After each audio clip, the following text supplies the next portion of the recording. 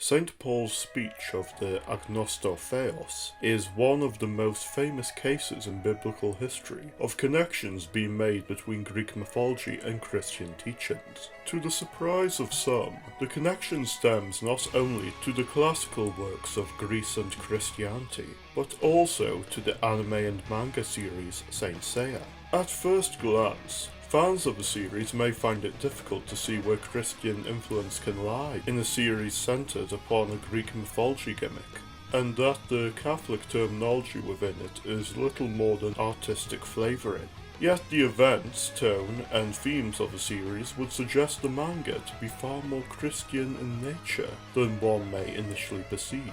Perhaps the most obvious piece of terminology relating to the series' Christian ties is the title itself, with it being the story of warriors who defend the Greek goddess Athena and have the title of saints. They are also usually led by a figure known as the Grand Pope, during times in which Athena doesn't need to govern and instruct her saints personally, but more on the importance of there being a pope later. Before further elaborating on Athena, I should make note of my pronunciation of her name as the Japanese Athena, as opposed to the common Athena. In Greek, the name is closer to Athena, making the pronunciation within the series a good middle ground to distinguish when I'm referring to the Saint Seiya version as opposed to the mythological one. The majority of Athena's active roles within the story, despite seeming as a damsel in distress, have her resisting the forces of evil in her own passive and indirect way, in a manner reminiscent to what many female saints did.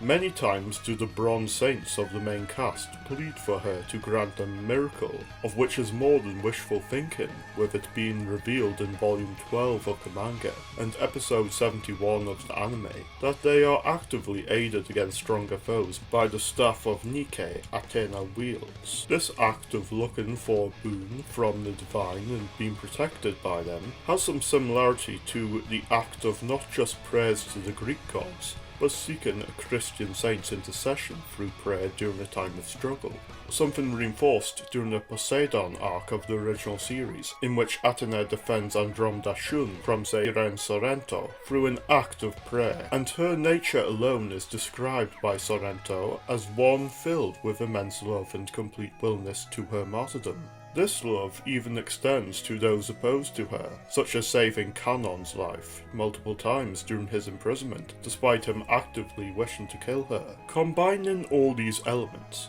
we see a mindset similar to the Christian outlook of praying for the conversion of enemies, and to inspire others through the love felt with acts of faith, hope and charity. Compare this to the Athena of myth, who was so haughty as to turn Arachne into a spider for daring to claim her weaving skills as Athena's superior. And it's clear the Athena of Saint Seiya has less to do with the Hellenic goddess and more in common with a figure such as the Virgin Mary. The characterization of the Greek gods in Saint Seiya, drawn from such Christian narrative ideals, not only shows their mentality as having changed throughout their immeasurable lifespan, but is reflective of how Greece went from worshipping their attributes to either rejecting them or infusing them with Christian ideals. This is further strengthened by the spin-off Soul of Gold, despite certainly not being part of the manga continuity, and its status to the animes being debatable. Athena being revealed to restore the gold cloths through her blood due to the sorrow of the gold saints risking their lives or dying for her, can be compared to the concept of the Blessed Mother's sorrows. This version of Athena is also reborn into a human body roughly every 2 centuries, to do battle against Hades. You could argue her being a deity born into a human body draws some parallels to Christ as well, which wouldn't be too much of a stretch with what's already been said. Moving on to the themes within the series, though these ideas aren't ones unique to Christian teachings, the execution of them are ones far more in line with Christian teachings than purely Hellenic philosophy. Perhaps the best display of this is in the Hades arc, in which Kanon is punished by Scorpio Milo before he is allowed to serve as the Gemini god saint. Having previously tried to manipulate a war between Athena and Poseidon, in hopes he could conquer the world by their mutual destruction until the revelation of Athena's past intercession in saving him caused him to repent for his sins and even shield Athena from Poseidon's trident. Despite this, the series acknowledges that a desire to change one's ways aren't necessarily sufficient in either a social or cosmological sense, which links both Saint Seiya and Catholic penance, the act of performing a punishment to atone for past sins,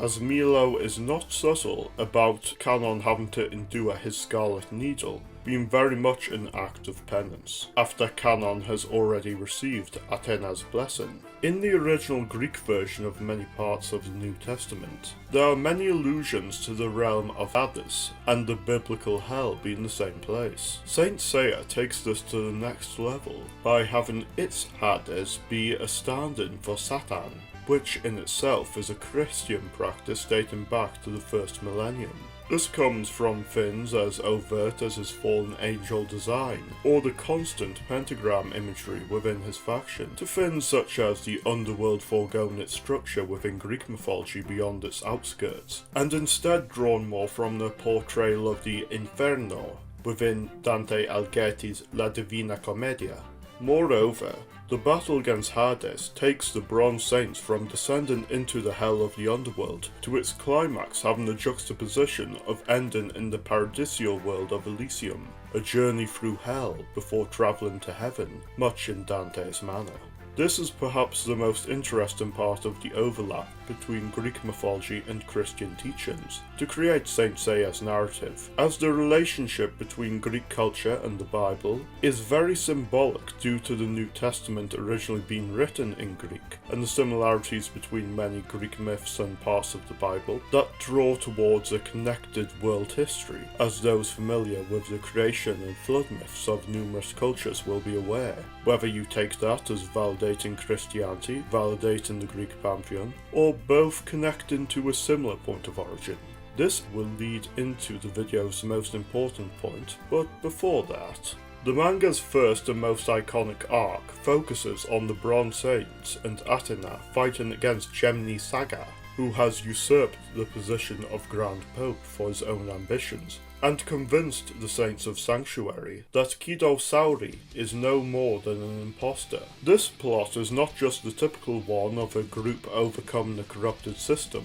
but one that ties into Christian opinions of various denominations in terms of corrupt authority, be it those of orthodoxy having objected to the stances of Catholicism since the Great Schism, and the behaviour of certain popes having kept them from rejoining, or the actions of those holding the seat since the Second Vatican Council, having led to the position of sedevacantism, which, to summarise briefly, is the idea that those holding the physical seat of Pope, but are guilty of heresy, having made the true seat vacant since the death of Pope Pius XII. The latter position is one that can be heavily contrasted with Saint Seiya's narrative of a false pope convincing the majority that those fighting for the true foundations of their faith are traitors, when the opposite is true. That's not to say the manga outright validates the sedevacantist position, as how aware of this niche viewpoint an atheist like Kurumada would be is very debatable, but it does draw on the importance of being able to question religious authority for someone to find what they consider the right path for faith, as to not be misguided by systemic mistakes of corruption. There is some orthodoxy ties too, though, with how Saga merely being born of the Gold Saints reflects the early church's ideas of papal primacy, as opposed to the innovation of papal supremacy, of which what we now call orthodox saw as invalid. That's not to necessarily validate the orthodox position or diminish the reasons for these parts of a papal system, with the structural need for a clear hierarchy and strength that can come from what's essentially an active monarch of the church. But Saga's role exemplifies the issues that can come from letting absolute authority be given to one unworthy of it, through a religious lens, comparable slightly to the parable of the Grand Inquisitor within the Brothers Karamazov. The central characters of Saint Seiya's action are of course the 5 main Bronze Saints, all of whom represent a mix of both Japanese ideals of Buddha with the humility and duty championed by Christianity. There is of course the overlap of ancient Greek and Christian ideals of risking life for camaraderie, as each of the bronze saints do for each other, though mainly Shiryu using his blood to revive his and Seiya's cloths, or Shun using all his Cosmo to warm the hypothermic Yoga, with such respective cases as Patroclus facing Hector in Achilles' place, or a passage from John's Gospel. What makes specifically the Christian aspects of this important though, is in their motivation to protect and serve Athena, being similar to that of Catholic Crusaders honouring the Virgin Mary through things such as the Rosary, as either intercession for miracles or boosting morale depending on your interpretation, as seen historically in the Battle of Lepanto, compared to warriors worshipping Athena or another of her pantheon, doing so to gain something in a means to an end or out of fear. If the veneration of Mary or intercession of the saints was the same thing, Catholics wouldn't bother and just pray purely for God's help. Though there's a sense of duty in their task, it not being a begrudging one after Saori started to show her strength of character and care for them after embracing her destiny, draws it to this act of veneration through compassion from the epitome of femininity in what's a universal symbol. All this leads to the point of why Christianity is important to Saint Seiya's narrative, as the merging of Greek and Christian ideals is not just reflective of the history of Greco-Roman civilization, but on religious views in general. Bringing things back to the agnostotheos, things tie together in this synthesis drawn on the ideas that each culture has a spark of the divine's creation and elements that can be integrated into Christianity. This is why many Greco-Roman festivals were morphed into Christian feast days, regardless of whether or not you take the cynical view towards this. And Saint Seiya presents an inversion of the same idea in Christian elements towards the Greek gods and their factions, allowing them to act godly in their judgment rather than being as heavily flawed as their original incarnations, as well as fit more for a story that draws heavily on Eastern philosophies,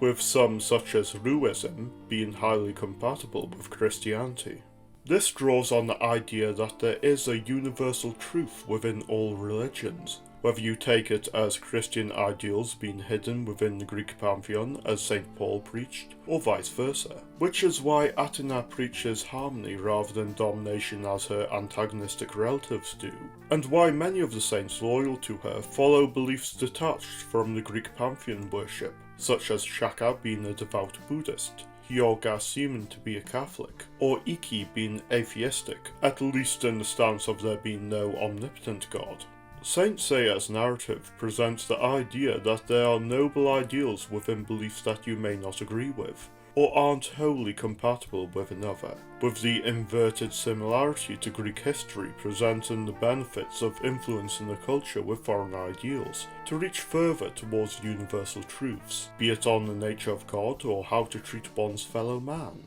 Obviously, that is not to say Christians can start worshipping gods of other religions, but the universe Kurumada created acts as a display of the need to find respect and truth within the perspectives of other viewpoints, to truly understand them or your own, rather than brushing them off as those of one religion may to a different one, or how atheists may view a religion and vice versa. Of course, Christianity isn't the only spiritual path necessary for understanding Saint Seiya's narrative fully. If there's enough demand, I will soon continue this by going over the importance Taoism has on the metaphysics of the series, and if analysing manga through Taoism sounds interesting, perhaps you may want to watch my analyses on Dragon Ball too.